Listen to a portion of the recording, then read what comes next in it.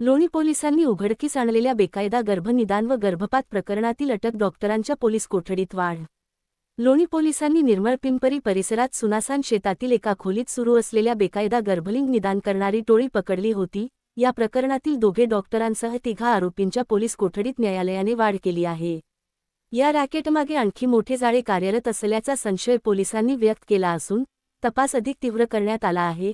श्रीरामपूरचे अप्पा police अधीक्षक सोमनाथ वाकचौरे यांच्या पथकाने राहाता तालुक्यातील पिंपरी निर्मळ शिवारात निळवंडे कालव्याजवळील एका खोलीत गर्भवती महिलांकडून पैसे घेऊन बेकायदा गर्भलिंग तपासणी केली जात होती. या माहितीच्या आधारे अप्पा पोलीस अधीक्षक कार्यालय श्रीरामपूर, लोणी पोलीस स्टेशन आणि आरोग्य विभागाच्या संयुक्त पथकाने सापळा रचून संबंधित ठिकाणी छापा टाकला.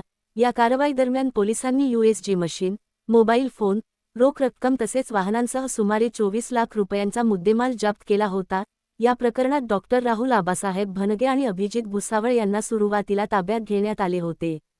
दरम्यान लोणी पोलिसांनी तपासाची चक्रे अधिक वेगाने फिरवत पुढील तपासात प्रदीप ढगे आणि निलेश भवर या दोघा एजंटांना अटक केली.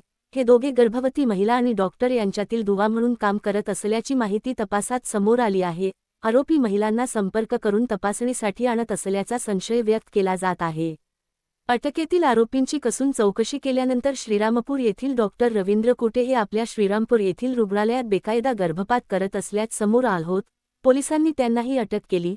सर्व आरोपींना राहाता येथील न्यायालयासमोर हजर करण्यात आले असता न्यायालयाने त्यांची पोलीस कोठडी 10 मेपर्यंत वाढविण्याचे आदेश दिले आहेत.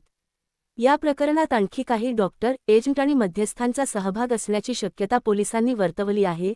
बेकायदा गर्भलिंग निदानाच्या माध्यमातून मोठे आर्थिक व्यवहार होत असल्याचा संशय असून या रॅकेटची व्याप्ती इतर तालुक्यांपर्यंत असल्याची शक्यता नाकारता येत नाही.